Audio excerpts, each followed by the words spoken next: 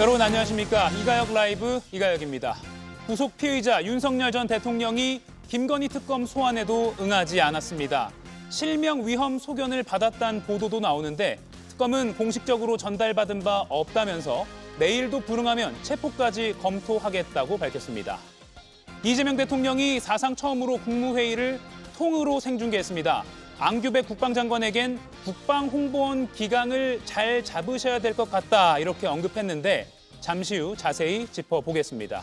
더 인터뷰에선 윤건영 의원을 초대해서 윤 전 대통령 비밀 사우나 논란 등 현안을 들어보겠습니다. 함께할 네 분의 해설위원 소개해드리고 백다의 앵커의 브리핑으로 시작합니다.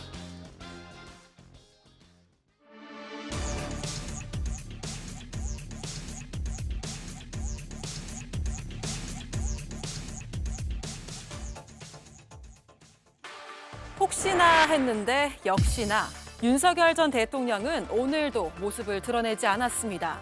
사실 불출석은 예견된 일이었습니다.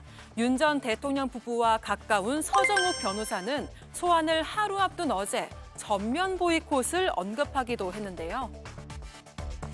대통령은 뭐 건강이 문제지만 특검의 수사가 이미 결론을 맞춰놨고 짜맞추는 거다. 정치 보복이다. 진짜 순수하게 건강 문제라기보다는 특검 수사에 대한 저는 대통령이 이게 불만이 있다 봐요. 건강은 표면적인 구실일 뿐 불출석의 진짜 이유는 특검 수사에 대한 불만이라는 겁니다. 한편 윤 전 대통령이 구치소에서 눈 건강 이상을 호소하고 있다는 보도도 나왔는데요.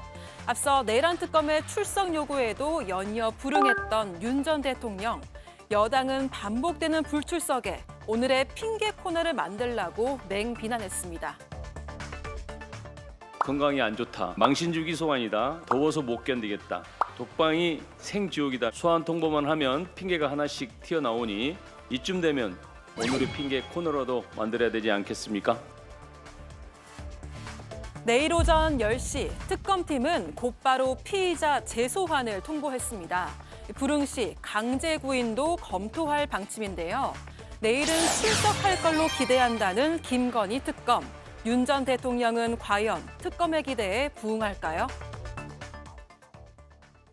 네, 내란 특검에서 앞서 2차례 또는 3차례 인치에 불응했기 때문에 여기까지 합치면 3-4차례가 되는데요. 이때 소환에 불응했고 오늘은 김건희 특검입니다.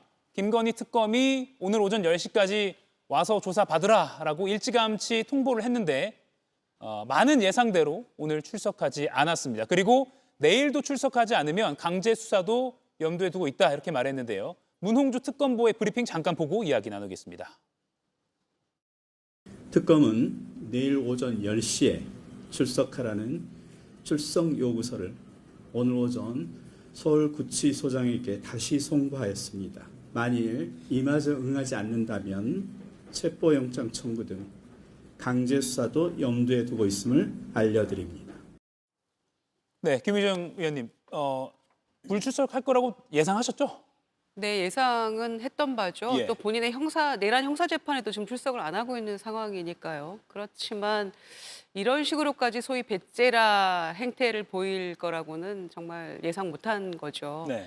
그리고 지금 3개 특검에 모두 그 혐의에 연루가 돼 있기 때문에 계속해서 지금 출석해야 될 입장인데 오늘 같은 경우에는 지금 무단 불출석입니다. 뭐 이유도 특별히 밝히지 않았고요. 네. 이거는 3개 특검을 통해서 모든 진실을 정확하게 규명하고 또 죗값을 치러야 한다는 국민의 염원을 완전히 철저하게 무시하는 거고요.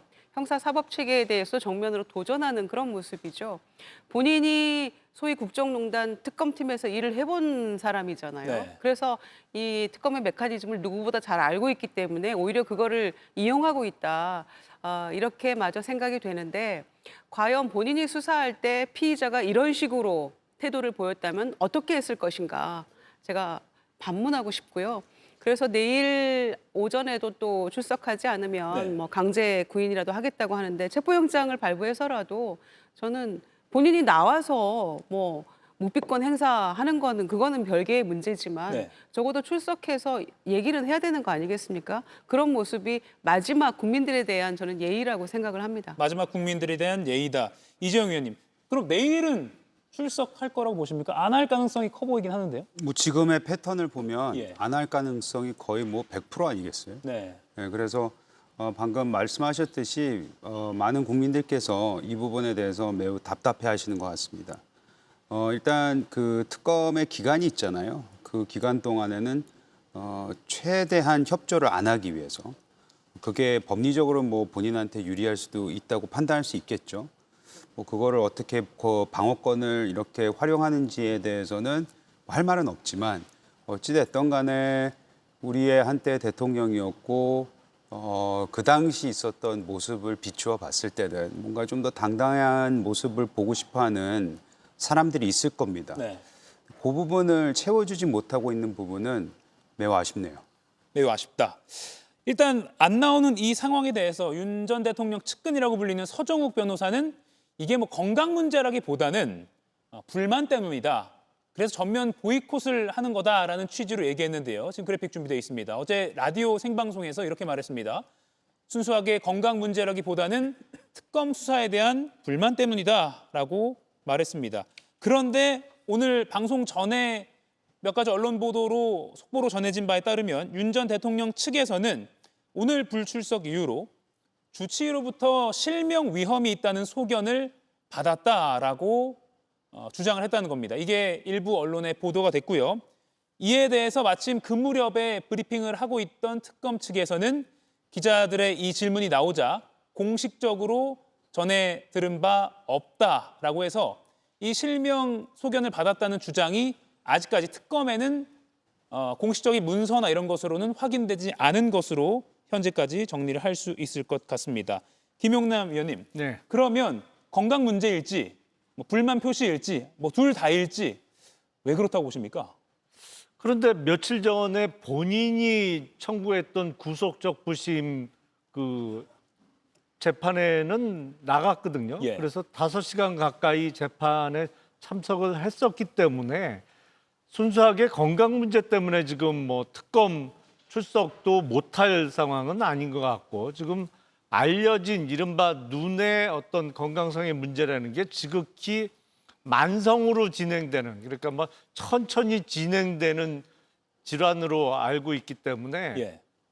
그것 때문에 그 출석 못할 거는 아닌 것 같고요. 더군다나 그게 특검 수사나 재판에 출석 안 하고 서울구치소 독방에 있으면 낫는 병이 또 아니잖아요.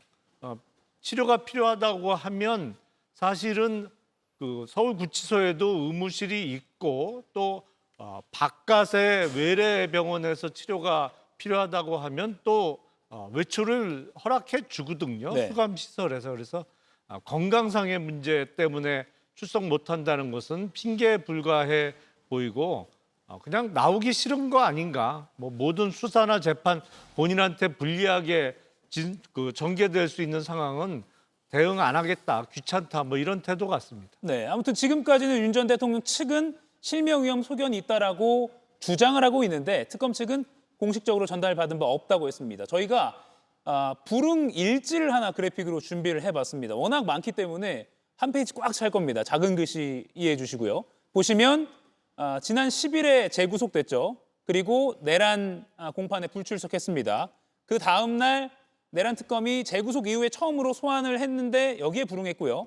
그리고 14일에 많은 분들이 기억하실 겁니다. 뭐 특검 측에서 인치 지휘 그러니까 강제로 구치소 측에 끌어내느라고 요청하는 그 지휘까지 했는데 이게 불발됐고 7월 15일 2차 인치 집행까지 시도했는데 불발됐고요.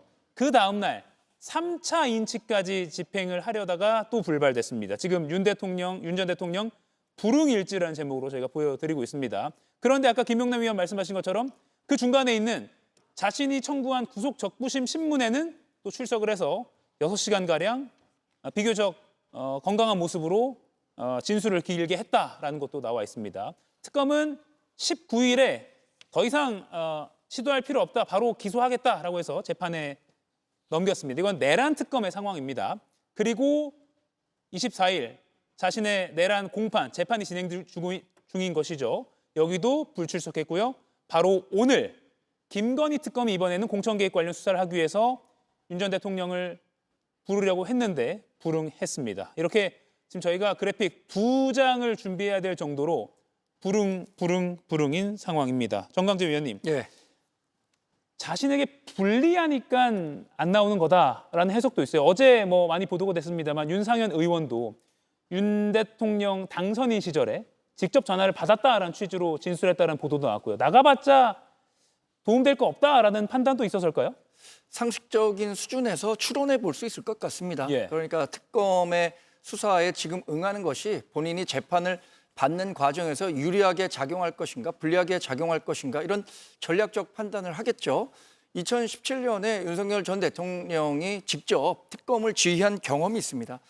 당시 상황과 지금 상황 많이 유사한 것이 있죠. 특검에 가서 조사를 받게 되면 결국 특검을 취재하는 언론들의 윤석열 전 대통령이 어떤 식의 답변을 했다더라. 이것이 바로 보도가 되잖아요. 이런 여론이 조정되는 것에 대해서 본인이 좀 부담을 느끼고 있지 않을까 싶고요. 또 하나는 차라리 법정에서 이 본인과 관련한 판단을 받아보겠다라고 생각할 가능성이 크겠죠. 여전히 본인은 내란과 관련해서도 죄의 구성 요건이 되지 않는다라고 얘기를 하고 있고 이 강제 인치가 물리적으로 불가능하다는 점도 10분 활용한 게 아닌가 싶습니다. 예. 지난 14일에 처음으로 강제 구인 조치를 특검이 얘기를 했지만 구치소 측에서 실제로 물력을 동원해서 윤석열 전 대통령을 구치소 밖으로 데려나온 것은 어렵다라고 네. 했잖아요. 그러니까 그 전례를 감안해서 앞으로도 아마 강제 구인에는 응하지 않을 가능성이 높다고 봐야겠는데 이게 국민 법정서와 맞느냐 이것은 좀 별개의 문제라고 생각합니다. 국민 법정서를 언급하셨는데 저도 뭐 법조 취재를 해봤지만 인치, 그러니까 일반 피의자들이 구치소에서 강제로 안 나올 수 있는 상황이 과연 있느냐. 그래서 인치를 불응하면 어떻게 되는 겁니까? 라고 뭐 수사당국에 물어봐야 되는 그런 상황. 그러니까 워낙 이례적인 상황이기 때문에 그 다음을 어떻게 해야 되는지 사실 생각조차 안 해본 거잖아요. 그냥 구치소에서 집행관들이 나오라고 하면 나오는 것이 일반 피의자들의 상식일 텐데 이게 윤 전 대통령에게만 예외적으로 적용된 상황이라 굉장히 좀 그 다음 상황이 의문스러울 정도로 많이 궁금할 정도로 굉장히 이례적인 상황인 건 분명해 보입니다. 자, 그리고 윤 전 대통령을 접견했다는 심평 변호사가 SNS에 잇따라 이런 글을 올리고 있습니다. 지금 윤 전 대통령이 이렇게 힘든 상황이다라고 설명을 하는 그런 내용인데요. 28일 어제 올린 글입니다. 전직 대통령 예우 관행을 깨고 겨우 1.8평 좁은 공간에 있다. 허접한 골판지 받침대 위에 식판. 윤 전 대통령 같은 큰 체구의 사람이 누우면 꽉 차는 공간이다. 에어컨도 없다. 라면서 인권 침해다, 정치 탄압이다라는 취지로 주장을 하고 있습니다. 김유정 위원님, 네. 정치 탄압이라는 어떤 프레임이라고 말을 해야 될까요? 그런 주장을 펼치는 것 같습니다. 그러니까 인권 침해이자 정치 탄압. 근데 이거는 자업자득 아닙니까? 본인이 불법 계엄으로 인해서 내란 수괴의 피의자가 됐고 그리고 구속돼서 지금 재판 중인 거고 특검에는 본인 마음대로 제멋대로 거부하고 있는 거고 이런 상황인데 자업자득이라고밖에 볼 수 없는 이 상황을 어떻게 해서 정치 탄압이다 뭐 또 서정욱 변호사 아까 뭐 정치 보복이다 뭐 이렇게까지 얘기하고 있는데 어림없는 소리라고 생각합니다. 그리고 이 지금 이런 불만 상황에 대해서 같은 서울구치소에서 11개월 동안 있었던 송영길 전 대표가 얘기를 하고 있지 않습니까? 거기에 지금 2층에 수감되어 있는데 윤석열 전 대통령이 예. 거기는 그나마 시원한 곳이다라고 얘기를 하고 있어요. 그리고 본인은 3층 가장 덥고 또 겨울엔 가장 추운 그곳에서 있었기 때문에 혼자서 독방 쓰는 거기에는 한 4-5명 보통 다른 수감자들 홍거방에는 4-5명이 쓸 수 있는 공간을 혼자 쓰고 있는데 거의 호텔급이다 그 정도면 이렇게 다녀온 분이 얘기를 하고 있잖아요. 무슨 불평 불만이 이렇게 많은 것인지 그나마 전직 대통령이기 때문에 내란 수괴 피의자에게도 그나마 독방을 배려한 거 아니겠습니까? 네. 이 특혜조차 없애라라고 국민들은 아우성입니다. 같이 홍거방에 있게 하고 운동도 같이 하게 해라 이런 얘기까지 나오고 있는데 지금 이걸 두고 나서 이 상황을 무슨 정치 탄압이라고 얘기하는 거는 진짜 어불성설이라고 생각하고요. 간 수치가 높아져서 계단만 올라가도 숨이 차서 에어컨 타령에 돈이 없다. 그러다가 이제 실명 위기 이런 얘기까지 하고 있는데 그런 얘기 다 감안해서 특검에서 다 불러서 조사하는 거니까 네. 더 이상 부끄러운 모습 보이지 말기를 바랍니다. 네. 이정희 의원님. 일단 저 주장을 보면 1.8평보다 넓은 곳이 있는지도 알아봐야 될 것 같고 에어컨이 있는 곳이 혹시 있는지도 알아봐야 될 것 같고 근데 그거는 좀 중요하지 않은 포인트 같고 왜냐하면 지금 이 상황에 이제 본인이 처해 있는 이유가 말씀하셨듯이 계엄, 내란, 뭐 지금 뭐 재판, 그다음 탄핵 이거 아니겠습니까? 네. 근데 그 아까 이제 대통령이 이제 계속해서 응하지 않고 있잖아요. 네. 모든 부름에 그 아까 2페이지 정도 보여주셨는데 그걸 보거나 아니면 이 심평 변호사 같은 분의 이런 얘기를 들어보면 그냥 이게 그냥 전반적인 윤석열 대통령과 그 측근들이 가지고 있는 이 사건에 대한 이 내란이라고 이 재판에 대한 그냥 중장기적 대응 전략이 아닌가 좀 그런 생각이 들어요. 이제 끊임없이 시간을 이제 회피하고 계속해서 이제 지연시키고 그 안에서 끊임없이 이제 정치적 탄압을 받고 있다라는 그런 프레임 빌드업으로 보여지거든요. 네. 사실 지금은 이게 어떻게 보여질지 모르겠지만 이게 혹시 몇 년 후에는 상황에 따라서 윤석열 전 대통령과 이 측근들한테 진짜 이번에는 정치 탄압 받은 거 맞다라고 만에 하나 그런 프레임이 그런 분위기가 조금이라도 형성될 수 있지 않을까 저는 걱정이긴 하지만 예. 대한민국 정치와 대한민국 이런 분위기를 봤을 때 그런 세력들이 항상 존재하기 때문에 그런 그 본인의 그 지지자들 그리고 미래에 이제 뭐 본인의 지지를 더해줄 사람들 그들을 향한 끊임없는 구애가 아닌가라는 생각이 들 정도입니다. 일부 지지층을 공략하는 전략이다라고 분석을 해주셨습니다. 저희가 뭐 김건희 씨 목걸이 이슈도 있고 해서 다룰 내용이 많아서 마지막으로 이것만 좀 김용남 위원님께 여쭐게요.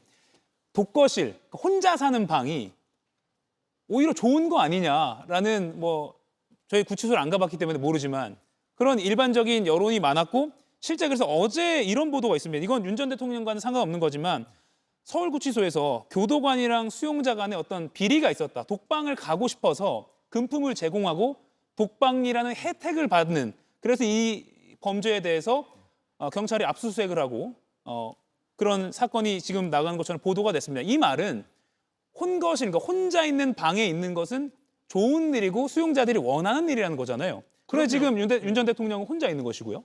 아니 기본적으로 예. 그 피고인 겸 피의자 윤석열이 거기 지금 휴양지를 간 게 아니잖아요. 수감 시설에 지금 수감이 되어 있는 겁니다. 근데 불만이 매우 많아요.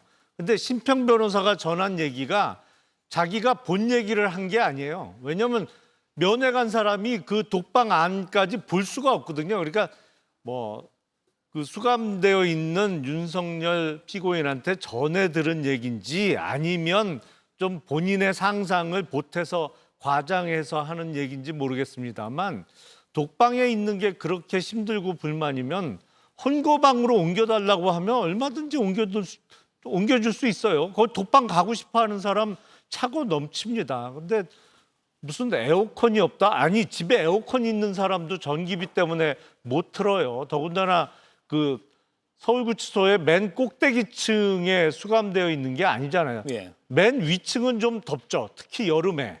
하지만 그 중간층에 있기 때문에 그렇게 더울 수가 없거든요. 아니 그리고 본인이 지금 잘못해서 그 수감되어 있는 건데 뭐 덥다, 좁다, 뭐 온갖 불만을 다 늘어놓고 있는데 아직 교정교화가 멀어 보입니다. 네. 유튜브에서 댓글로 꿈결 노을님이 누가 내란 하래 자업자득이다 이런 반응도 보여주셨습니다. 다음 이슈로 넘어가죠. 김건희 씨의 오빠 김진우 씨가 어제 김건희 특검에 조사를 받았습니다. 어제 오후부터 조사를 받고 밤늦게 귀가를 했는데 기자들이 질문을 막 붙어서 던지자 옷깃에 얼굴을 파묻고 도망치듯 뛰어가는 모습이 나왔는데요. 영상 잠시 보고 이야기 더 나누겠습니다. 혹시 김 여사 목걸이 왜 장모님 집에 있었는지 한 말씀만 좀 부탁드릴게요. 그 목걸이 은폐하려고 하신 거예요? 오늘 조사에서 어떤 얘기 하셨어요? 목걸이 왜 김 여사 집에서 나왔는지 김 여사가 증거인멸 시킨 건가요? 목걸이는 누가 주신 거예요? 네, 얼굴을 이렇게 가리고 카메라를 피하는 모습인데요. 역시 어제 특검 수사는 목걸이 쪽으로 좀 집중이 된 것 같습니다. 그 반클리프 목걸이인가요? 뭐 6천만 원 상당이라고 하죠? 근데 전 어제 저걸 보면서 예. 일단 저 화면만 보면 그 인터넷에 김건희 여사 전 여사의 오빠 치면 사진 다 나오거든요. 예. 근데 굳이 저렇게까지 할 필요가 있었나라는 생각이 좀 들어요. 그리고 이제 뭐 본인의 뭐 선택이니까 그렇다 치고 이 반클리프 목걸이에 대해서는 사실 지금 특검이 다루는 여러 가지 이슈 중에서 예.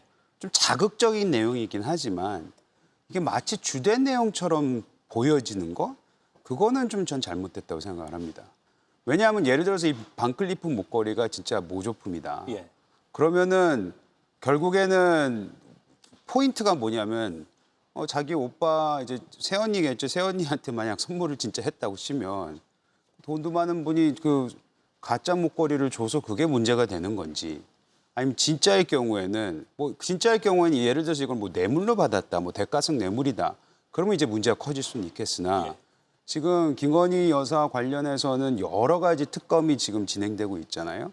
근데 이 반클리프 목걸이가 어제부터 굉장히 그 핫하게 다뤄지는 거에 있어서는 좀 더 중요한 정치적 그리고 진짜 우리 사회를 굉장히 혼란시킬 만한 그런 여러 사건들이 있는데 예. 이거에 지금 집중되고 있는 것 같은 모습은 좀 아닌 것 같다는 생각이 들더라고요. 예를 들면 공천 개입 같은 더 큰 줄기가 있는데 그렇죠. 예를 들어 목걸이만 집중돼 있다. 그렇죠. 예를 들어서 윤상현 의원이 어제 얘기했던 부분 진술이 번복이 된 거잖아요. 물론 본인은 그 말을 들었지만 나는 그대로 진행하지 않았다. 이 얘기는 있긴 하지만 예.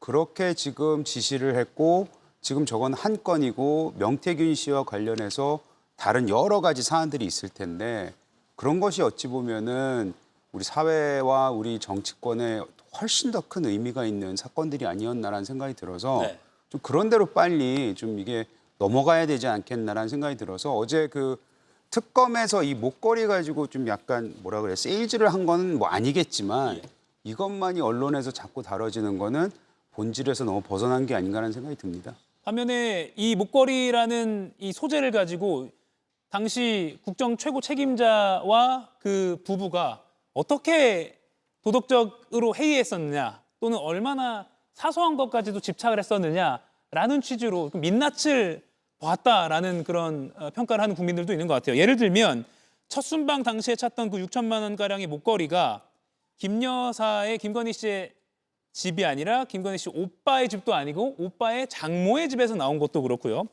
그게 어제까지의 보도였는데 오늘 새로운 보도가 나왔습니다. 특검이 확보한 그 목걸이가 모조품으로 판단이 된다. 이게 오늘 새로 나온 기사고요.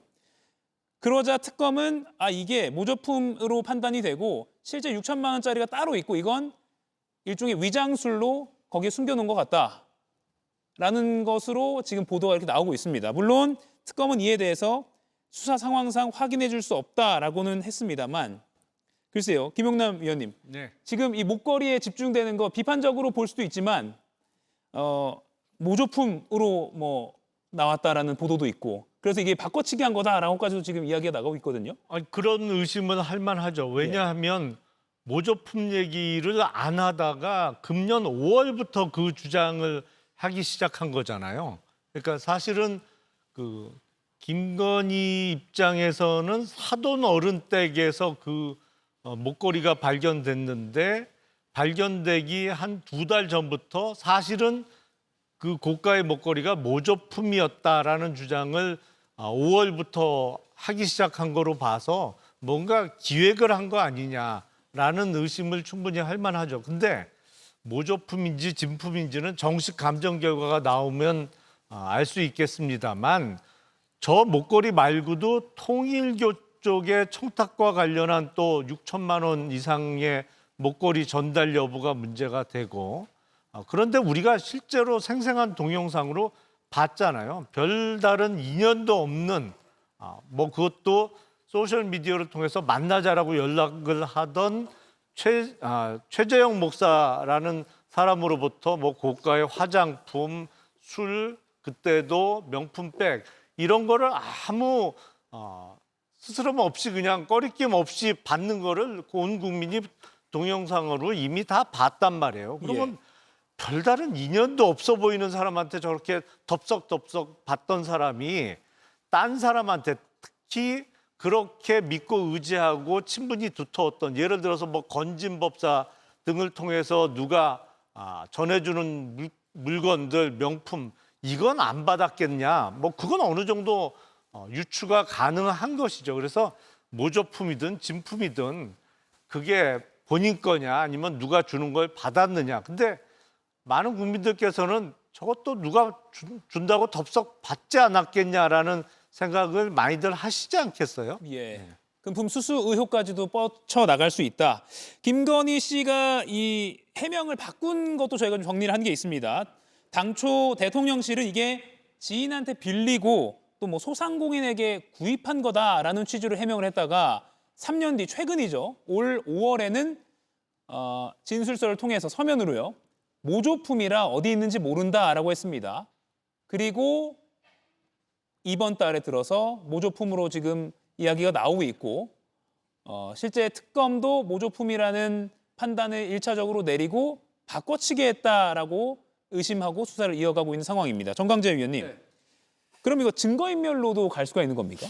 글쎄, 김건희 여사 측이 처음에 이제 5월에 이게 모조품이다라는 얘기를 했을 때부터 압수수색이 됐지만, 압수수색 포함이 됐지만 실제 모조품일 가능성이 높다고 봤습니다. 왜냐하면 이 압수수색이 됐는데 금방 드러날 거짓말을 김건희 여사 측이 굳이 할 필요가 없는 거잖아요. 그런 측면에서 이 모조품이라는 게 거의 확실하다고 보고, 그런데 이게 증거인멸의 정황이 있느냐, 그것은 김건희 여사 본인뿐밖에는 알 수 없을 것 같아요. 밖에 있는 사람은 충분히 특검 입장에서는 이것이 그 증거인멸의 가능성이 있다라는 측면에 포커스를 둬서 수사를 하겠지만 실제 증거인멸로 볼 수 있느냐라고 하기에는 상당히 뭐 규명하기 어려운 부분이 있을 것 같아서 뭐 앞으로 수사를 좀 지켜봐야 하는 수밖에 없을 거라고 생각합니다. 예를 들어서 이게 정말 어디 가 있는지 특검 수사가 아무리 뭐 정밀 검사가 이루어진다고 하더라도 진짜 진품이 있다면 그걸 찾아낼 수 있을까요? 저는 그게 굉장히 어렵다고 봅니다. 이재영, 김유정 위원님 두 분께 짧게만 이거 여쭙고 백다이 앵커로 넘겨보겠습니다. 다음 주 수요일 8월 6일에 김건희 씨가 이제 특검팀 소환 날짜를 받은 날입니다. 윤 전 대통령과는 달리 아무튼 지금까지 여러 가지 조건은 달고 있지만 나가겠다라는 취지로 답변하고 있는데 8월 6일 수요일 김건희 씨 잘 출석한다고 보십니까? 나왔으면 좋겠네요. 네. 왜냐하면은 아마 그 지금 윤 대통령이 이렇게 계속해서 불응하고 뭐 아까도 저는 개인적으로 이게 전략이다라고 생각을 했지만 김건희 전 여사는 그러지 않는 게 본인한테 더 도움이 되지 않을까 좀 생각이 들어요. 왜냐하면 방금 말씀하셨듯이 여러 차례에 거쳐서 본인은 반드시 출석하겠다, 이거에 대응을 적절하게 하겠다라고 얘기를 했기 때문에 만에 하나 다음 주에 나오지 않게 되면은 그거에 대한 질타가 굉장히 커질 텐데 앞서도 말씀드렸지만 예를 들어서 이런 목걸이 같은 이슈, 저는 개인적으로 뭐 사건이 그 끝까지 뭐 어떤 이런 진품이고 이거를 대가성을 하지 않았다면 그냥 중요하지 않은 내용인데 이거 가지고 진짜 어찌 보면은 국민들 눈살 찌푸리게 하는 부분은 전 딴 게 아니고 그 비싼 누구나 보면 알 수 있는 거를 거기 가짜로 메고 갔다는 거 그 자체가 좀 오히려 자존심 상하는 부분 같은 것 같은데 어쨌든 간에 그런 것들이 계속 이제 증폭되면서 더더욱 본인한테 불리한 상황이 되지 않을까라는 생각이 들어서 좀 나왔으면 좋겠습니다. 아니 해명이 계속 바뀐다는 거는 진실을 말하고 있지 않다라는 거죠. 그래서 대통령 되고 첫 해외 순방에 소위 짝퉁을 걸고 뭐 브로치를 하고 팔찌를 하고 나갔다는 건 너무 부끄러운 일이고 그 자체로 불법입니다. 그거는. 그리고 단속 대상이죠. 국내에서도 얼마나 많은 이 소위 모조품들을 단속합니까? 너무 부끄러운 이야기를 스스럼 없이 하고 있는 그 자체로 국격이 완전히 추락하고 있다라고 생각하고요. 본인이 나와서 정확하게 이야기를 해야죠. 그래서 소위 처음 해명과 왜 나중 이야기가 다른지 그 오빠의 장모까지 뭐 출석해서 얘기를 했다는데 다 서로 말 맞추기 하고 나왔겠죠. 모른다고 얘기했겠죠. 그런 상황이니까 본인이 나와서 건진이 중간에 통일교 거강꾼 노릇해서 뭔가 대가를 뭐 캄보디아 ODA, YTN 인수 등 포함해서 여러 가지 대가를 얘기를 했었잖아요. 네. 그런 것처럼 이 6,200만 원짜리 반클리프 목걸이와 뭐 팔찌와 이런 것들, 그 팔찌와 브로치는 모조품인지 진짜인지 그것도 밝혀야죠. 그거는 어디서 산 건지 모조인지 진짜인지 그 얘기도 지금 빠뜨렸거든요. 그러니까 그 이면에 그게 진품이라고 하면 어떤 대가성 또 누구와 연결이 돼서 이 국정농단으로 간 것인지에 대한 것들을 명확히 밝혀야 될 책무가 전 특검에게 있다고 생각합니다. 네. 나오겠죠. 본인이 나온다고 했으니까요. 알겠습니다. 윤석열, 김건희 두 부부 이야기 여기까지 하고요. 오늘 오전에 국무회의에서 중요한 내용이 나왔습니다. 백다혜 앵커가 정리했습니다. 보시죠. 오늘 열린 국무회의 신임 장관들이 처음으로 참석했습니다. 64년 만에 탄생한 민간인 출신 국방장관의 모습도 눈길을 끌었는데요. 먼저 국가와 우리 군을 위해서 일할 기회를 주신 대통령님께 먼저 감사의 말씀을 드립니다. 12.3 불법 계엄으로 인해서 현재 우리 군은 군심이 흩어져 있습니다. 군심을 바로잡고 국민의 군대로 재건시키는데 모든 역량을 쏟아붓겠습니다. 이 대통령 안규백 신임 국방장관의 첫 인사말이 끝나자마자 다 하셨냐라며 말을 이어받았습니다. 다 하신 건가요? 네. 네, 우리 장관님은 그 국방홍보원인가? 기강을 잘 잡으셔야 될 것 같습니다. 심각합니다.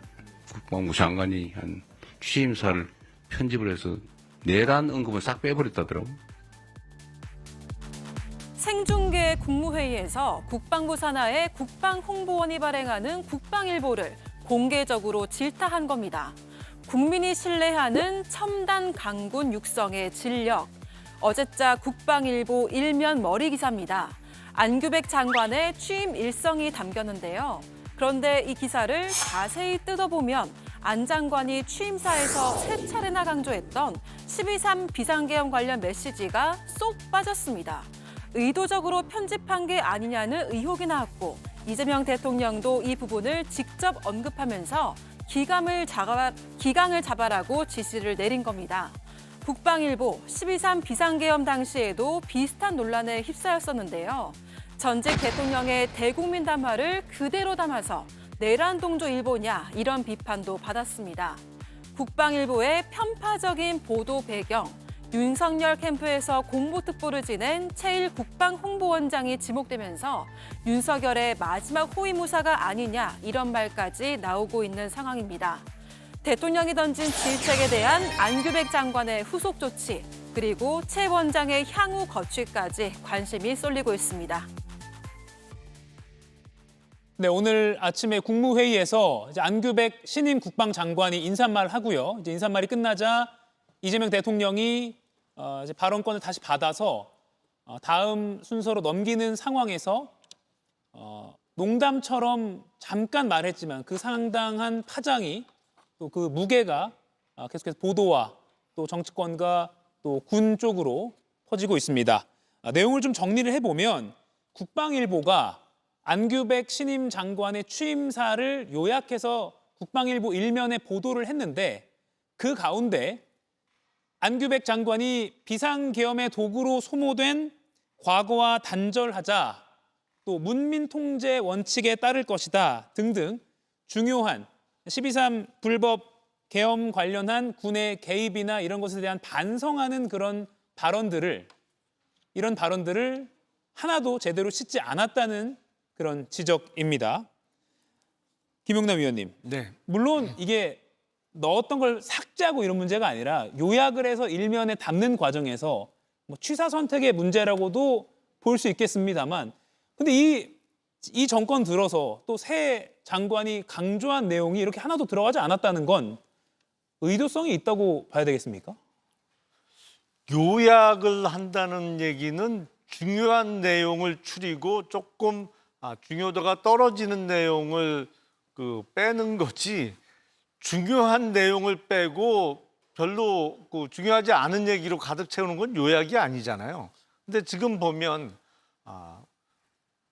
사실은 1961년 이후에 처음으로 군 장성 출신이 아닌 국방부 장관이 취임했고 그 민간인 출신의 국방부 장관이 강조한 내용은 바로 군이 다시는 작년 12월 3일에 있었던 불법적인 비상계엄에 동원되는 일, 그런 일은 다시 없어야 되겠다는 것이 가장 핵심적인 취임사의 내용인데 그 내용을 뺐으니까 당연히 의도적으로 뺀 거로밖에 볼 수 없죠. 그리고 사실은 그동안 우리가 대통령이 국무회의를 주재할 때 국무회의 시작하는 장면만 스케치한 거를 국민들이 보거나 아니면 국무회의 시작하면서 대통령의 모두 발언 정도만 우리가 볼 수 있었는데 저렇게 회의 내용 전체가 공개된 건 이번이 처음 아닌가 싶어요. 사실은 이재명 정부 들어서 과거와는 달라진 모습인데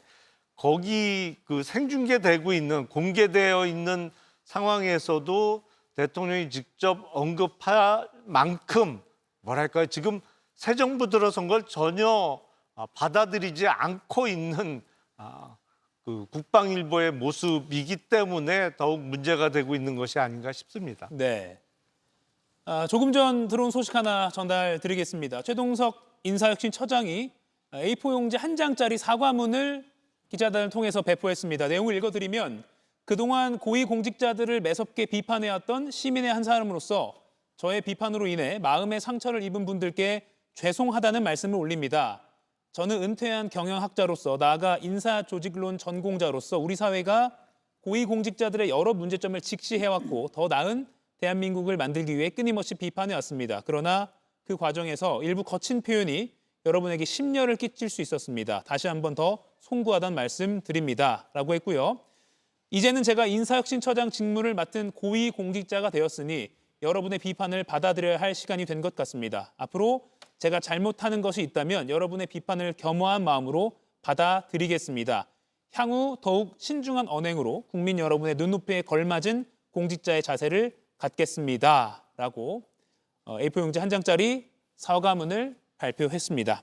이 내용도 저희가 뒤쪽에 준비가 돼 있기 때문에 이 국방일보 관련 내용을 조금 더 짚어보고 최동석 인사혁신처장 내용으로 조금 가보도록 하겠습니다. 정광재 의원님, 의도된 편집이라고 보십니까? 이 안규백 장관이 내란 척결 취지로 굉장히 취임사에서 강조를 했고요. 그리고 오늘 이재명 대통령도 짧지만 매우 강하게 안규백 장관에게 강조를 했습니다. 일단 취임 후 국무위원 회의를 개최하면서 처음 생중계를 했단 말이에요. 생중계 과정에서 본인이 하는 이야기가 다 이제 중계된다는 사실을 알았기 때문에 저는 이재명 대통령이 의도적으로 이 얘기를 안규백 국방부 장관에게 했다고 생각합니다. 근데 이 기사를 작성하는 과정에서 그럼 의도된 편집이었는지, 그리고 지금 의혹을 사고 있는 최일 국방홍보원장이 해당 상황이 굉장히 부담스럽기 때문에 일부러 고의로 누락시켜라라고 기자에게 지시를 했었는지는 저는 간단한 조사만으로도 충분히 실체가 규명될 사안이라고 생각합니다. 우리가 기사를 쓰다 보면 여러 가지 내용들을 다 담을 수 없으니까 일부는 발췌하기 나름이죠.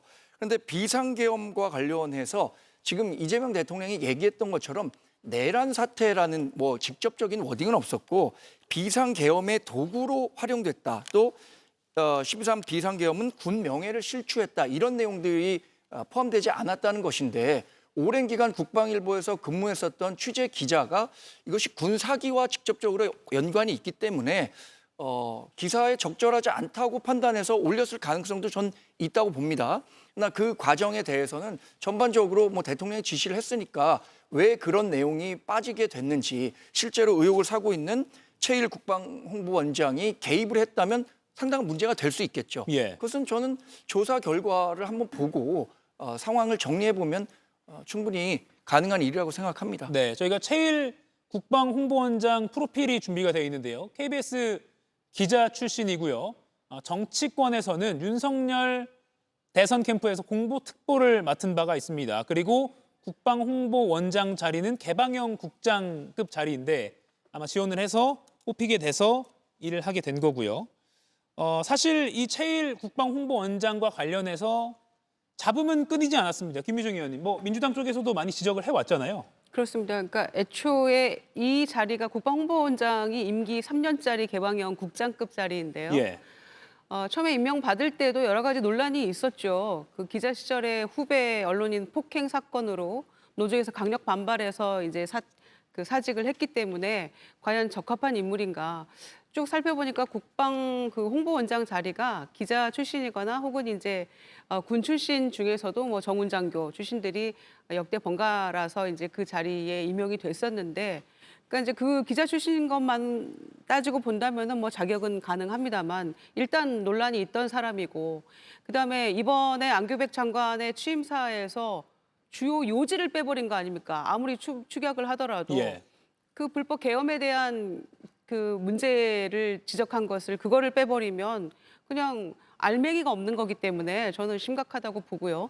또 그에 앞서서 작년에 불법 계엄 이후에 12월 13일 날 국방일보, 국방일보는 전 장병들이 다 용사들이 보는 것이고 예. 또 거기 그 교육에도 활용이 되는 그런 자료로서도 쓰이는 것인데, 거기 12월 13일자 국방일보 1면, 뭐 2면 이런 기사들에 대해서 계엄을 정당화하는 것, 그러니까 고도의 정치적 판단이다, 통치 행위다. 이거 윤상현 의원이 했던 얘기 아닙니까? 그리고 이 내란 계엄을 그대로 옹호하는 듯한 내용들이 고스란히 실려 있어서 그때 당시에도 민주당의 김병주 의원을 포함해서 이거는 내란 동조 행위나 다름없는 것이다. 네. 파면하고 감옥 보내야 될 사안이다라고 굉장히 강력 비판했던 것인데, 또 이번에도 마찬가지로 한미 정상 간의 통화 내용 이런 기사는 삭제해라 이렇게 또 얘기를 했다는 거 아닙니까? 그러니까 아직도 지금 윤석열 정권이라고 착각을 하고 있는 것인지, 파면당한 대통령 뒤를 이어 조기 대선으로 이재명 정부가 출범한 지 지금 2달이 된 거 아닙니까?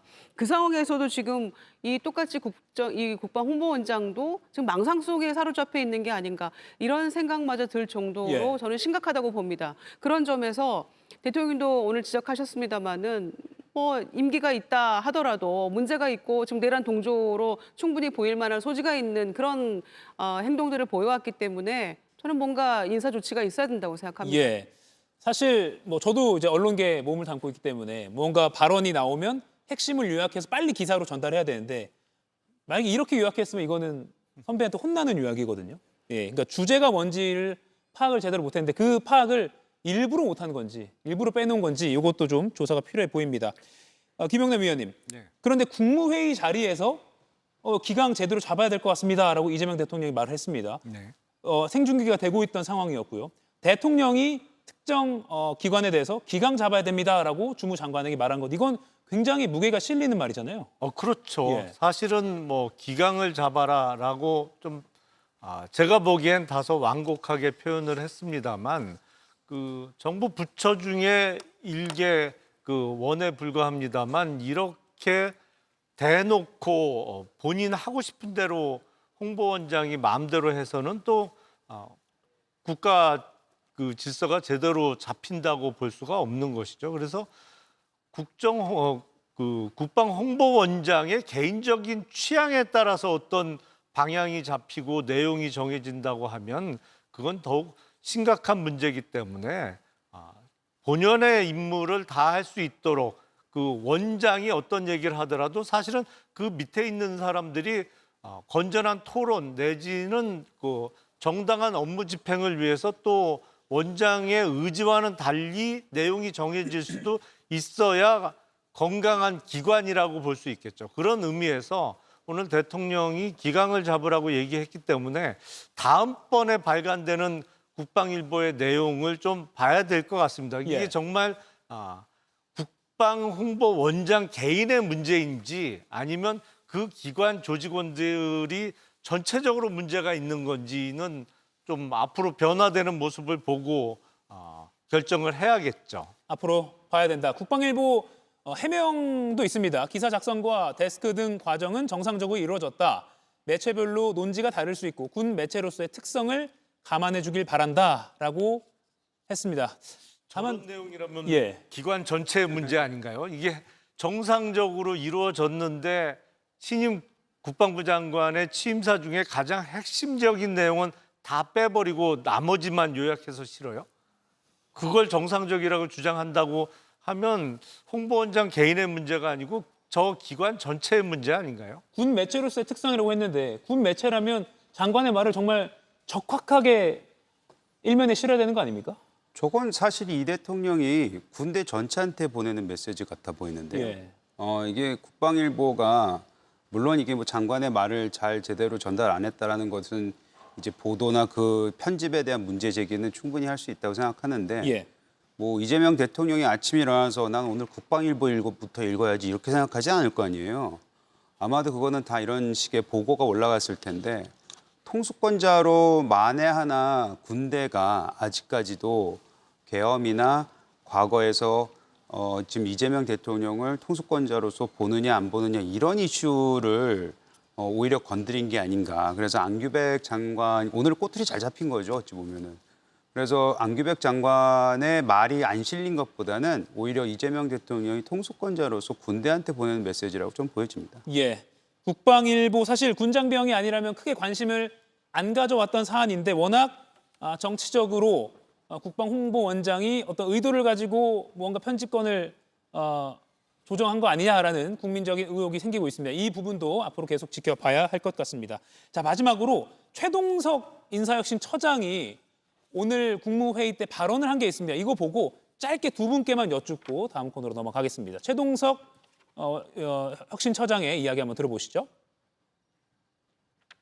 자, 그러면 더 없으면 제가 잠깐 말씀, 요새 유명해지고 있어서 대단히 죄송스럽습니다. 마이크로한 규정들을 만들어서 산재를 예방하고 중대재해를 예방하는 방식은 절대적으로 필요합니다. 그런데 그것으로 충분하지 않다는 생각을 늘 가지고 있습니다. 네, 그건 충분히 이해하겠고요. 네.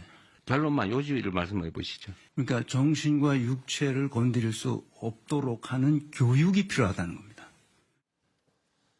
네, 정광재 위원님. 일단 오늘 국무회의 발언을 하다가 이제 발언권을 얻어서 발언했는데 이재명 대통령이 좀 빨리 끄는 그런 모습입니다.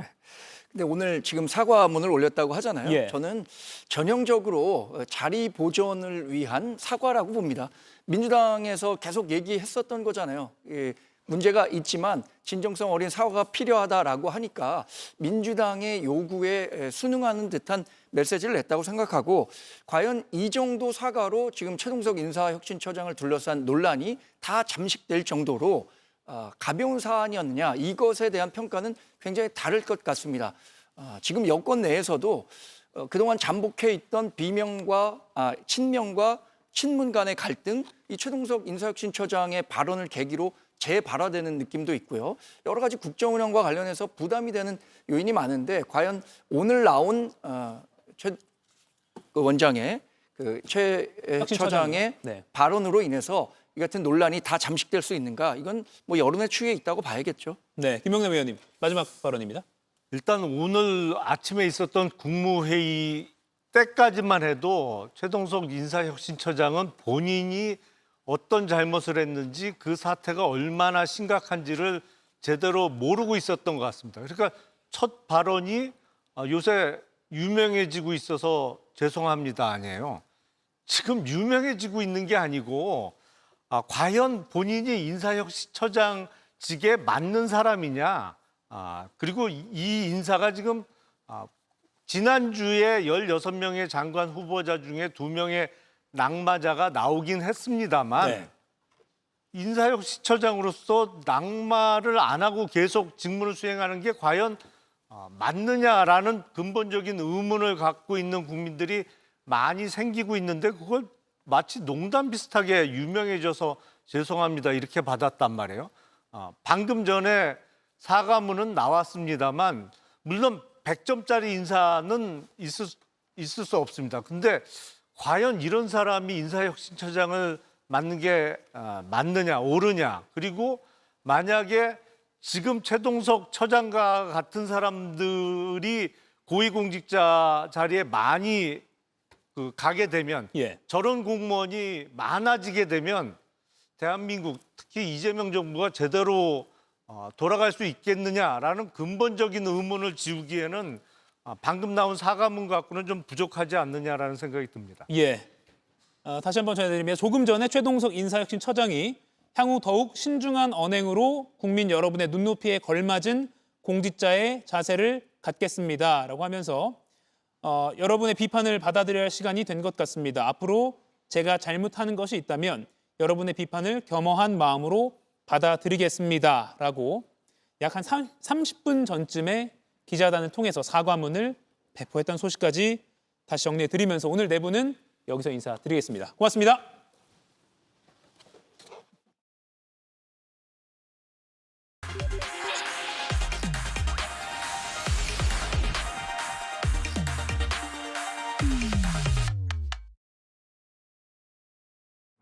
대단히 비정상적인 공사입니다. 예를 들어서 공사 대금을 견적서대로 주지 않고 현금으로 줄 테니 일부만 받아라 라는 식의 행태를 보였습니다. 공공기관 계약이나 공사라고는 도저히 보여지지 않는 행태이고요. 마치 조폭 같은 행태입니다. 100번 양보해서 사우나를 집무실에 짓더라도 합법적으로 해야 합니다. 김용현 등 일부 경호처 인사들이 윤석열 전 대통령에게 잘 보이고 싶은 욕망이 빚은 일종의 불법 공사라고 저는 생각합니다. 좀 더 깊이, 더 자세히 들어보는 이가혁 라이브의 간판 코너 더 인터뷰 시작하겠습니다. 윤건영 더불어민주당 의원 나와 있습니다. 어서 오십시오. 안녕하세요. 네, 사실 윤 의원님 모시고 원래도 이제 질문할 게 많은데 최근에 문제를 제기하신 그 이른바 비밀 사우나 논란 관련해서도 먼저 좀 여쭙겠습니다. 의혹을 정리를 해보면 용산 관저가 아니라 집무실 근처에 비밀의 문 형태로 돼 있는 그런 구조로 겉에선 잘 안 보이는 그런 구조로 사우나가 설치되어 있는 걸로 보인다. 그리고 공사비가 4,500만 원인데 이걸 김용현 당시 경호처장 측에서 현금으로 3천만 원을 줄 테니까 이렇게 끝내자라는 식으로 해서 오히려 그 업체 측에서 이건 아닌 것 같다라고 해서 거절했다. 이렇게 나와 있는데 일단 청와대에서 근무를 하셨으니까 이런 전례가 있습니까? 우선 제가 2월 국정조사에서 밝혔던 건데 그때는 모두가 아니라고 부인을 하고 잡아댔었는데 이제서야 사실로 드러난 것 같습니다. 늦었지만 다행이라고 생각을 하고요. 청와대에는 대통령 집무실이 여민관과 본관에 각각 있습니다. 제가 아는 한 대통령 집무실 내 사우나 시설은 없는 걸로 알고 있습니다. 예, 그러니까 많은이라고 하면 안 되겠군요. 일부 이제 시청자분들께서 좀 오해하실 만한 것이 아니 대통령이 일하다 보면 사우나 좀 할 수 있지라는 반응이 있는데 그건 뭐 관저라면 모를까 또는 뭐 별도의 시설이라면 모를까 집무실 근처에 바로 이렇게 뭐 비밀스럽게 설치된 건 사실 그것도 좀 문제점으로 충분히 지적할 만하다는 생각이 들거든요. 국민정서법에 맞지 않습니다. 말씀하신 것처럼 퇴근 이후에 대통령의 산임이 있으니 관저에 사우나를 지었다, 합법적으로 지었다라고 하면 문제가 안 되겠죠. 하지만 집무실에 사우나를 지었다는 거 아닙니까? 편백나무로 만든 최고급 비밀의 사우나를 지었다는 건데 그럴 이유가 뭐가 있습니까? 일과 시간 중에 사우나 가는 사람이 대한민국에 누가 있습니까? 예전에 영화에서나 나오는 장면 아니겠습니까? 영업하시는 분들이 전날 숙취로 인해서 과로로 잠깐 낮에 다녀왔다. 이것 또한 과거 이야기 아니겠습니까? 대한민국의 일국의 대통령이 대낮에 일과 시간에 사우나를 들락날락한다? 부끄러운 거 아닌가요? 그리고 역대 대통령들은 대통령의 일정을 분단위로 관리합니다. 그만큼 대통령의 시간이 중요한데 어디 사우나 갈 시간이 있겠습니까? 사우나라는 발상을 했다는 것 자체가 저는 기괴하다라고 생각합니다. 네, 분명히 다시 한번 강조돼야 될 건 관저, 퇴근 후가 아니라 집무실 근처에 비밀스럽게 설치가 된 걸로 보인다라는 건데 이게 또 공사를 일종의 발주한 주체가 경호처, 그러니까 김용현 경호처장 당시 상황인데 비밀스러운 구조를 요구했다라는 게 또 의혹의 핵심인 것 같습니다. 지금 저희가 디자인 회사 측에서, 건설 회사 측에서 도면과 또 디자인 시안을 저희가 지금 보여드리고 있는데 보면 겉에서는 잘 보이지 않는 그런 구조로 요청을 했다라는 겁니다. 왜 이런 비밀스러운 구조를 왜 김용현 처장 쪽에서 요구를 한 걸까요? 감추려고 한 겁니다. 감추려고 했다. 누가 보더라도 상식적이지 않고 일반적이지 않지 않습니까? 집무실에 건식 사우나를 둔다라는 건 그리고 김용현 전 경호처장이 했다라는 건 전 일종의 뇌물로 봅니다. 이 설치가 됐던 게 2022년 윤석열 정권 집권 직후였습니다. 즉 경호처장이 윤석열에게 잘 보이기 위해서 소위 말하는 진상을 한 겁니다. 그렇기 때문에 이렇게 무리한 짓을 한 거고요. 만약에 설령 대통령의 집무실이 아니라 관저에 사우나를 설치한다면 그건 대통령실 예산으로 집행돼야 되는 겁니다. 경호처 예산으로 절대 집행되어서는 안 되는 것입니다. 그 부분인데요. 김용현 경호처장 측에서 건설회사 쪽에, 건축회사 쪽에 현금으로 3천만 원을 줄 테니까 이걸로 처리해달라. 근데 이 업체에서 예산을 추정한 건 4,500만 원을 추산을 했는데 현금으로 할 테니까 3천만 원으로 끝내자. 그래서 업체에서 공사를 거절했다. 그럼 뭐 영수증이나 증빙 서류 없이 현금 처리를 하려고 했다는 또 의혹으로도 뻗어나갈 수가 있는데 그러니까 말씀하신 대로 윤 당시 대통령에게 진상을 하려 했다라고 이야기가 이어진다고 볼 수 있겠네요. 맞습니다. 요즘 재래시장 가도 현금 거래 잘 하지 않습니다. 아파트 인테리어 공사를 해도 현금으로 하지 않는 시대인데 예. 현금으로 주고받겠다라고 하는 것은 첫 번째로 그 실체를 감추려고 하는 거 아니겠습니까? 요즘 가끔 가다 보면 현금을 위주로 쓰시는 분들은 기록에 남기지 않기 위한 거지 않겠습니까? 첫 번째 이유는 사우나라는 걸 비밀에 붙이기 위해서 기록에 남기지 않기 위해서 현금을 저는 썼다고 생각되고요. 두 번째는 그 현금의 용도, 즉 출처를 가리기 위해서라고 생각합니다. 예. 공식 예산에서 집행됐다고 하면 절대 현금으로 쓸 수가 없습니다. 다만 그게 비자금이라든지 특활비라든지 조금은 석연치 않은 예산을 썼기 때문에 또는 검은 돈을 썼기 때문에 현금으로 썼을 거라고 생각을 합니다. 예. 계속 말씀드리지만 합법적인 방법으로 해서 대통령의 관저나 뭐 침실에 설치했다라고 하면 누가 모르겠습니까? 하지만 이 부분은 불법적인 방법을 동원해서 불법적인 돈을 사용했기 때문에 엄중한 문제가 있다라고 지적하는 겁니다. 예. 그러면 이게 지금도 용산 대통령실에 이 시설이 남아 있다고 파악이 뭐 되시는 게 있습니까? 그건 제가 확인하지 못했습니다. 예. 왜냐하면 내란 이후에 윤석열 정권 측에서 철거를 했을 수도 있고요. 고양이 놀이시설도 떼가는 판국에 이거라도 그냥 뒀을까 싶긴 한데 그건 제가 확인하지 못한 부분입니다. 예. 결국 뭐 자금이 3천만 원이 최종적으로 들어간 건 아니지만 왜 이런 행동을 하려고 했느냐 이것도 수사기관이 좀 밝혀야 될 부분이 있다고 보시는 겁니까? 맞습니다. 특검에서 조사를 해야 될 것이고요. 예. 저는 뭐 똑같은 공사가 아마 시행됐을 걸로 봅니다. 앞서 말씀드린 것처럼 뇌물죄와 배임 혐의에 대해서 철저하게 따져야 될 부분입니다. 이런 것이야말로 윤석열 정권의 용산 이전의 대표적인 사례라고 저는 생각되거든요. 예. 왜 용산으로 가려 했느냐?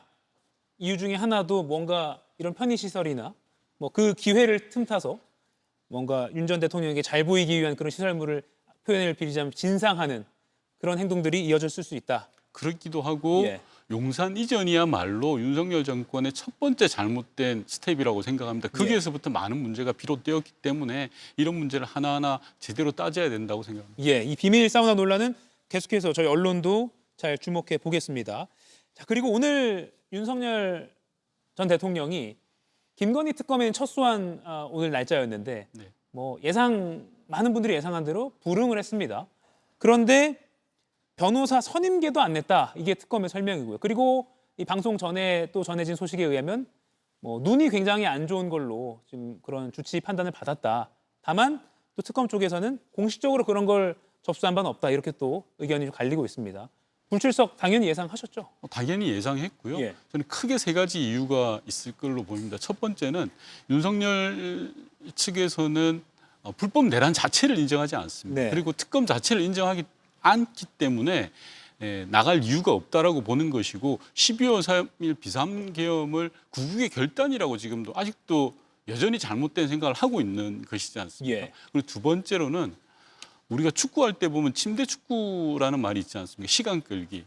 이번에도 마찬가지로 침대 조사를 저는 하고 있다고 생각을 합니다. 윤석열 씨야말로 수십 년간 검사로서 활동하면서 검찰총장까지 했던 사람, 법을 누구보다도 잘하는 사람, 그리고 특검의 조사 방식과 내용을 누구보다도 잘하는 사람이 윤석열입니다. 네. 따라서 어떻게 하면 이 특검의 수사망을 피해 나갈까로 본다면 특히나 최근에 특검에 불려갔던 참모들이 모두 다 진술을 번복하고 자기에게 불리한 지주를 하고 있거든요. 실리가 없다라고 생각을 했을 거고요. 세 번째 이유는 특검의 저항 모습을 통해서 지지층을 결집하는 겁니다. 일종의 피해자 코스프레를 통해서 여론전을 시작하고 있다. 그래서 당연히 특검의 소환이 여러 번 앞으로 반복되더라도 윤석열 측은 나가지 않을 걸로 저는 예상합니다. 네.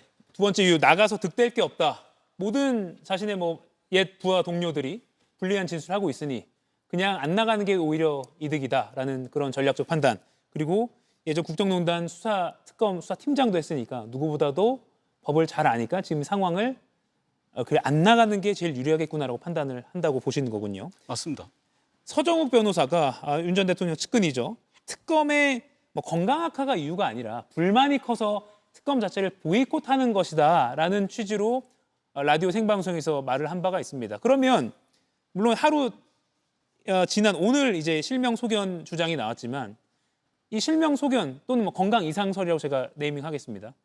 뭐 크게 특검 조사를 못 받을 정도는 아닐 수 있겠다라는 추정도 무리가 없겠네요. 감옥에 계속 있으면 몸 좋아집니다. 그런가요? 그리고 술을 안 먹고? 술 안 먹고요. 예. 매일 1시간씩 운동 따박따박 하고 예. 반성하고 그럼 정신 건강도 좋아지고 육체적으로도 좋아질 거라고 생각을 합니다. 예. 중요한 건 윤석열 전 대통령이 이제까지 국민에게 보여준 모습입니다. 단 한 번도 진정어린 사과와 반성을 하지 않습니다. 오로지 자기가 잘했다, 자기는 잘못이 없다라는 식으로 국민을 대하고 있는 것이 문제라고 생각이 들고요. 예. 앞서 말씀드린 것처럼 특검에 대해서 이건 보이콧하는 겁니다. 시간을 끌면 끌수록 자기한테 유리하다라고 생각하기 때문에 안 나가는 거고, 왜냐하면 자기가 해본 수사거든요. 박근혜 국정농단 특검에서 자기가 해봤기 때문에 너무나 잘 알고 있는 사실입니다. 예. 시간 끌기로 계속 나올 겁니다. 앞서 저희가 4명의 패널들과 얘기할 때도 다룬 주제이긴 한데 뭐 심평 변호사가 이렇게 이야기했습니다. 1.8평짜리 좁은 독방에서 고생하고 있다는 취지로 페이스북에 연일 주장을 하고 있고요. 이게 뭐 인권 탄압이다, 미국이 나서줘야 한다 이런 취지로 말을 했는데 이것도 역시 뭐 일부 지지자들을 향한 목소리다 이렇게 보십니까? 당연합니다. 감옥에서 오캉스 할 생각하는 것 같아요. 지금 윤석열 씨는 죄를 지어서 벌을 받는 겁니다. 예. 양심수도 아닙니다. 잡범보다도 더 못한 내란범입니다. 그럼 그게 합당한 벌을 받는 게 맞는 거라고 생각을 하고요. 지난 10일 동안 접견을 70회 했더라고요. 보니까 네. 그 70회 중에 변호인 접견이 66번이나 했습니다. 10일 동안. 그렇다면 낮 시간에는 거의 모든 시간을 변호인 접견을 통해서 시간을 때우고 있다는 겁니다. 즉 예. 재벌들이 해왔던 황제 접견, 황제 수용 생활을 하고 있는 겁니다. 그런데 무슨 건강 이상설이고 1점 몇 평이고라는 이야기를 하는지 저는 이해할 수가 없고요. 아하. 특히 심평 변호사께서 미국에게 내정 간섭을 요구하는 듯한 그런 발언을 하신 거 보고 정말 부끄럽습니다. 타국에 대해서 우리나라 내정을 간섭해달라라는 식으로 이야기하는 건 정말 사대주의의 끝판왕이라고 생각을 하거든요. 예. 미국 사람들이 볼 때도 웃음밖에 안 나올 거라고 저는 생각을 왜 합니다. 갑자기 우리한테 이러냐? 그렇죠. 예. 참고로 변호인 접견은 이런 테이블에서 어떤 칸막이 없이 테이블에서 에어컨이 나오는 방에서 주로 이루어지죠. 이동이 자유롭고요. 예. 뭐 편하게 움직일 수도 있고요. 시원하고요. 예. 예, 그건 감옥 생활이 아닙니다. 알겠습니다. 김건희 씨의 그 목걸이 논란은 뭐 길지 않게 제 질문 드리겠습니다. 오늘 새로 나온 보도를 보니까 그 6천만 원짜리 추정되는 그 목걸이가 진품일 때 6천만 원인데 특검도 이게 가품으로 이른바 소위 짝퉁으로 판단을 했다. 그런데 진품이 어디 있을 것이고 바꿔치기를 했을 것으로 특검은 수사 방향을 잡고 있다 하는데 이건 좀 어떻게 평가하십니까? 이제까지 김건희 씨 측에서 했던 모든 주장들이 거짓이었습니다. 말 바꾸기를 했거나 이렇게 갔다가 저렇게 했거나 당시 상황에 맞춰서 자기에게 유리한 쪽으로 이야기했기 때문에 지금의 주장 또한 신뢰할 수 없다라는 생각이 들고요.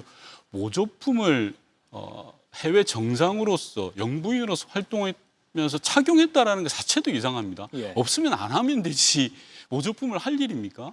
그리고 모조품을 친오빠의 장모집에 두었다? 그 자체도 이상한 거 아닙니까?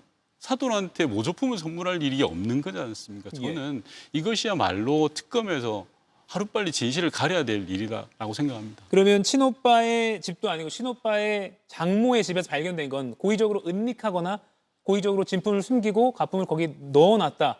의도성이 다분하다 이렇게 보십니까? 저는 특검의 수사 방향의 혼선을 초래하기 위한 것이라고 생각을 합니다. 수사 방향 혼선 초래다. 맞습니다. 그래서 특검의 수사는 계속 말씀드리지만 시간이 정해져 있는 거지 않습니까? 한번 길을 잘못 가면 며칠이라도 손해보면 큰 것이거든요. 예. 따라서 저는 김건희 씨 측에서 오히려 파놓은 부비트랩 같은 거라고 생각을 합니다. 그러니까 더 중요한 줄기가 많이 있는데 네. 뭔가 여기서 시간 끌기에 당해서는 안 된다라는 지금 분석을 하시는 거군요. 맞습니다. 그렇군요. 알겠습니다. 이 목걸이도 사실은 다룰 내용이 많은데 시간 관계상 넘어가겠습니다. 윤건영 의원님을 모시고 싶었던 이유 중에 하나가 또 이 부분입니다. 이재명 정부 들어서 물론 어제 김여정 부부장이 우리 대한민국에 대해서 조금은 강한 비난성 발언을 하긴 했지만 아무튼 전 정권에 비해서는 훨씬 다른 유화 제스처를 우리 정부가 먼저 꺼내 들었습니다. 뭐 대북 방송을 일단 중단하고요. 뭐 또 북한 주민을 인도적으로 또 보내기도 했고요. 다만 어제 김여정 노동당 부부장이 이재명 대통령을 향해서 이재명 정권 들어서 첫 이제 공식 담화문을 내놓은 게 전임자와 다를 바 없다. 그리고 한국과 마주 앉을 일 없다. 이런 담화를 냈는데 뭐 일종의 북한 전문가라고 저희 북한에 여러 번 가보셨으니까 어떤 의도라고 보십니까? 일단 이게 진심이 아닐 수 있다라고도 보십니까? 우선 저 김여정을 제가 여러 번 만났던 사람인데요. 김여정 부부장은 대남 대미 스피커로서 지금 위치가 되어 있습니다. 그렇기 때문에 북한 당국의 공식 입장이라고 봐야 됩니다. 어제 있었던 대남 메시지 그리고 오늘 대미 메시지 종합적으로 보면 이례적입니다. 대한민국과 미국에 대한 메시지를 동시에 낸다는 것 자체가 대단히 이례적입니다. 그리고 내용을 들여다보면 일종의 주도권 싸움, 쌉바 싸움을 하겠다라는 걸로 읽혀집니다. 즉 이전과는 다르다. 지금은 핵을 보유한 보유국이다. 따라서 핵 군축 협상을 해야 된다라는 걸 강조하고 있습니다. 즉 한반도 문제에서의 주도권을 자신들이 놓치지 않겠다라는 걸 지금 보여주고 있는 것이고요. 역설적으로 그 말은 뭐냐? 대화를 하겠다는 겁니다. 지금 당장은 아닐지언정 대화의 조건이 성숙한다면 하겠다라는 것을 저는 보여주고 있는 거라고 생각합니다. 2018년 3월에 문재인 정부에서 서훈 당시 국정원장과 함께 대북 특사단으로 평양에 직접 가서 김정은 위원장도 실제 만나셨잖아요. 그렇습니다. 이건 개인적인 소회일 수도 있습니다만 그렇게 어떻게 보면 최정상 간의 여러 번 만남이 있을 정도로 화해와 평화 무드가 있었는데 지난 정권에서 바로 그게 다 무너졌고요. 그리고 이제 다시 평화를 이제 외치는 정권이 들어섰는데 일단 지난 정권에서 남북 관계를 보시면서 개인적인 소회는 어떠셨어요? 이게 평양도 여러 번 방문하신 입장에서 너무 가슴이 아팠습니다. 평화는 가는 게 굉장히 더딥니다. 한 발 한 발 나가는 것 자체가 대단히 힘듭니다. 그런데 무너지는 건 한순간입니다. 개성공단을 문 닫고 그리고 지난 윤석열 정부 3년 동안 남북 관계를 뒤로 돌리는 건 너무나 쉽습니다.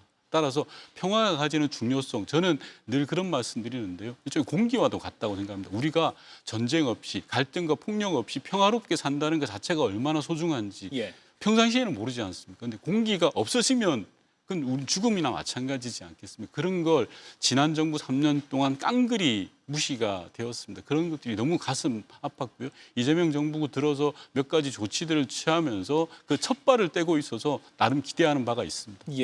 그러면 이번 정부에서도 문재인 정부 시절 수준으로 정말 최정상 간의 여러 번의 회담 가능할 거라고 보십니까? 저는 매우 어려운 상황이라고 생각합니다. 김여정의 담화에도 나와 있습니다. 예전에는 북남 관계라고 그랬는데요. 조한 관계라고 이야기합니다. 두 국가를 인정하자라는 이야기가 있고요. 2017년, 18년과는 다르다라는 걸 이야기합니다. 그리고 지리적인 문제도 있다라고 이야기를 합니다. 핵심은 뭐냐고 하면요. 러우 전쟁입니다. 러시아 우크라이나 전쟁 이후로 푸틴이라는 든든한 뒷배가 북한에게는 생겼습니다. 따라서 지난 2017년과 18년과 상황이 다르고 북한의 처한 조건들이 다르기 때문에 우리가 할 수 있는 여지가 굉장히 축소되어 있는 것이 사실이기 때문에요. 쉽게 상황을 바꿔내기는 어려울 것으로 예측합니다. 이제 정동영 통일부 장관도 평화를 위해서 남북 관계 정상을 위해서 많이 노력하겠다는 취지로 첫 일성을 밝히기도 했는데 윤 의원께서도 혹시 뭐 어떤 그런 역할이 부여가 된다면 충분히 나설 의향도 있으십니까? 당연히 해야 되고요. 작은 역할이라도 미랄이라도 해야 된다고 생각을 합니다. 아까 북미 정상관계 김 부부장의 그 담화 잠깐 언급하셨는데 오늘 김여정 부부장이 북미 정상관계는 개인적으로 관계가 나쁘지 않다. 다만 비핵화 논의는 상대를 우롱하는 것이다라고 했고요. 또 이에 앞서서 트럼프 미 대통령도 그 김정은과의 관계는 나쁘지 않다라는 취지로 발언을 한 게 있습니다. 또 북미만 이렇게 드라이브를 갈 것이냐. 대한민국은 그럼 어떻게 할 것이냐. 여기서 빠지는 거 아니야? 이런 우려도 나오는데요. 이런 북미 간에 가능할지 모르는 그런 밀월 관계 사이에서 우리가 주도권을 잃지 않으려면 어떻게 좀 움직여야 될까요? 섣부르게 접근하는 건 쉽지 않다라고 생각합니다. 지금 상황은 우리가 주연이 되는 게 아니라 조연이 되는 게 저는 맞다라고 생각합니다. 예. 즉 미국과 북한을 제대로 연결시켜서 한반도의 평화를 정착시켜낼 수 있는 역할, 예. 조연이거든요.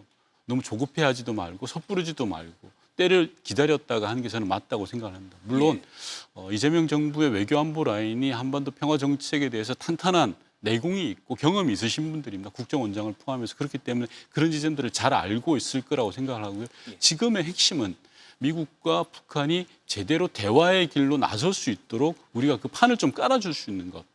우리가 주도권을 잡는 것보다는 옆에서 도와주고 조력해주는 것들의 길을 찾아내는 것이 저는 급하다라고 생각합니다. 오히려 주연이 되어야 하는 그런 조급함을 버리고 네. 북미 관계가 더 잘 나갈 수 있게 도와주는 역할에 충실하는 걸로 시작해야 된다. 네, 그렇습니다. 그렇게 봐야 되겠군요. 알겠습니다. 왜냐하면 문재인 정부 때 그 노하우가 많이 축적이 돼 있는데 중간에 윤석열 정권 때 이제 완전히 그런 게 무너졌기 때문에 이게 잘 연결이 돼야 되지 않겠냐. 또 뭐 인적 그런 뭐 네트워크나 또는 또 전 정부 인사들이 갖고 있는 어떤 그런 노하우가 중간에 한번 끊겼지만 이재명 정부로 잘 넘어가느냐. 이것도 많은 국민들이 기대를 갖고 있거든요. 그런 특정한 어떤 협의체나 또는 뭐 사적으로라도 이거 어떻게 해야 됐니? 뭐 과거에 어떻게 했니? 이런 그런 기록을 넘긴다거나 이런 계획도 있으십니까? 대단히 중요한 지적을 하셨는데요. 외교는 이어달리기입니다. 국익 앞에 여야가 어디 있겠습니까? 진보 보수가 따로 없거든요. 윤석열 정부 3년 따로 갔습니다. 문제죠. 특히 외교 현안들을 정치화해서 이용을 했습니다. 심지어 안보실장이라든지 국정원장들을 다 구속시켜버리고 법원에 세워서 고초를 겪게 했거든요.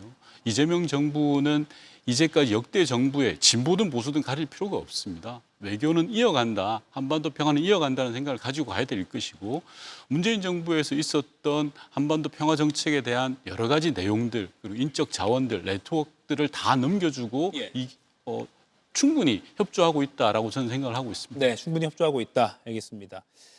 이 남북 관계가 더 평화로 빨리 좀 진전되길 바라는 그런 염원들이 이번 정부를 바라보는 그런 국민들의 시선이 많기 때문에 이 부분에 대해서 꼭 좀 여쭙고 싶었습니다. 그리고 다시 좀 국내 현안으로 돌아와서 물론 남북 관계도 국내 현안이었죠.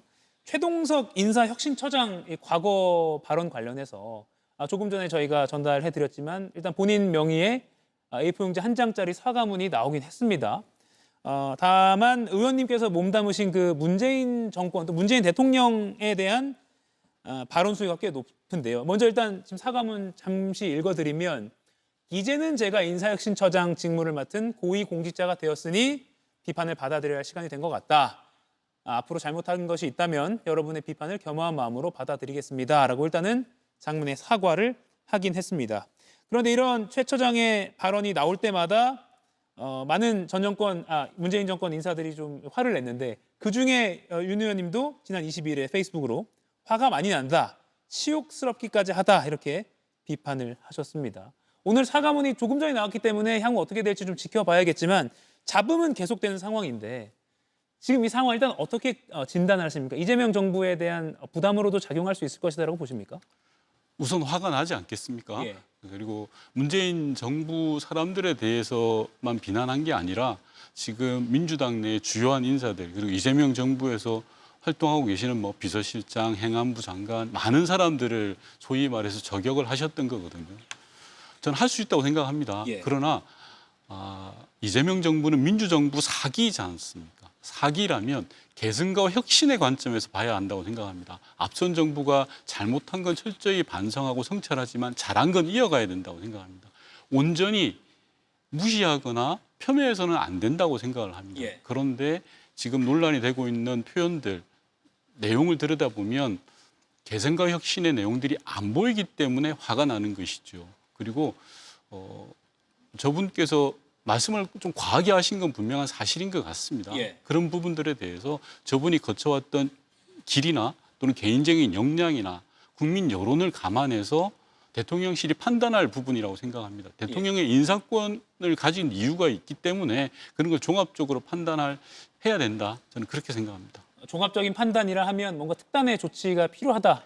모든 걸 다 포함해서 말씀을 드리는 겁니다. 알겠습니다. 지금 이제 한 1분 정도 남았는데 마지막 하나 질문 드리겠습니다.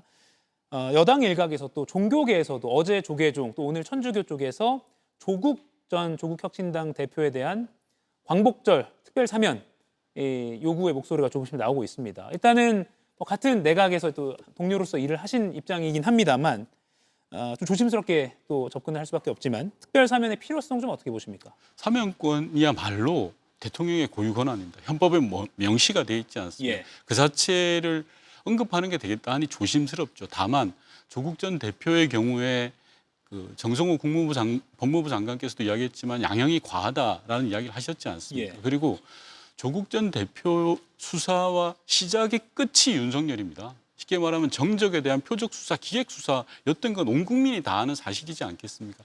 따라서 그런 측면에서 보면 국민 통합 차원에서 사면을 적극적으로 검토할 수 있다고 생각합니다. 예. 다만 앞서 말씀드린 것처럼 이 모든 것들이 대통령의 고유 권한이기 때문에 국민 여론이나 국민 통합들을 감안해서 대통령실이 제대로 판단해야 된다라는 말씀 드리고 싶습니다. 대통령의 고유 권한이다. 만약 대통령이 결정을 해야 한다면 또는 주변에서 조언을 한다면 광복절 또는 뭐 성탄절 조금 일찍일까요? 아니면 연말까지 좀 지켜봐야 될까요? 만약에 저보고 하라고 한다면 예. 저는 8.15 사면이 맞다고 생각합니다. 왜냐하면 결정권자라면. 네, 예. 왜냐하면 임기 시작과 함께 국민 통합이라는 아주 중요한 과제를 만들어 가야 되거든요. 예. 대통령이라는 자리가 대단히 어렵습니다. 이런 것들을 결정하는 자리이기 때문에 대통령이 힘들고 고뇌하는 자리라고 생각합니다. 그 고뇌의 결단이 필요합니다. 사면을 하든 안 하든 그건 대통령의 결단입니다. 그 결단의 시간이라고 저는 생각합니다. 결단의 시간이다. 알겠습니다. 오늘 말씀 여기까지 듣겠습니다. 지금까지 윤건영 더불어민주당 의원이었습니다. 고맙습니다. 새로운 IPTV 알아? 이 퀄리티, 이 가격인데 많네.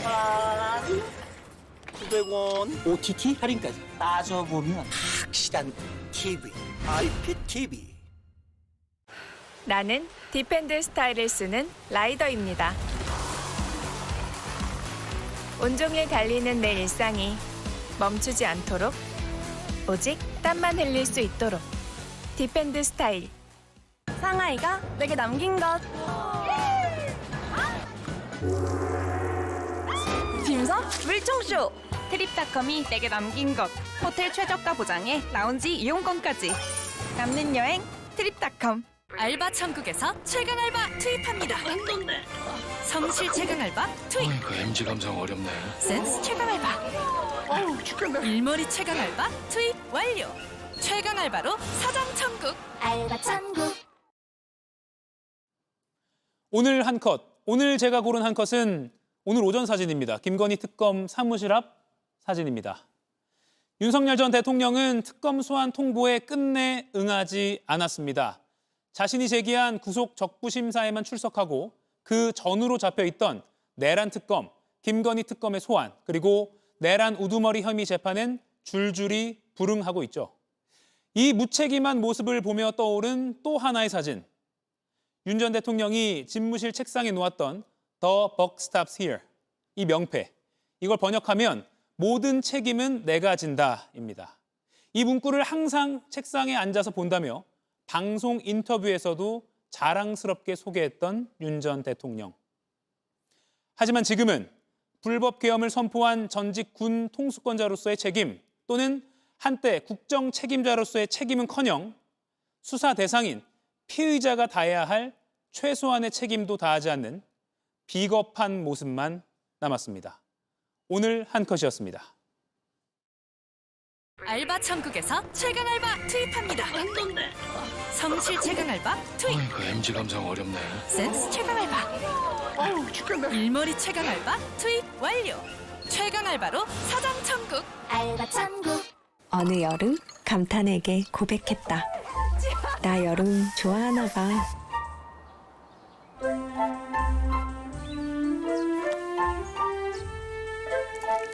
감탄의 감탄.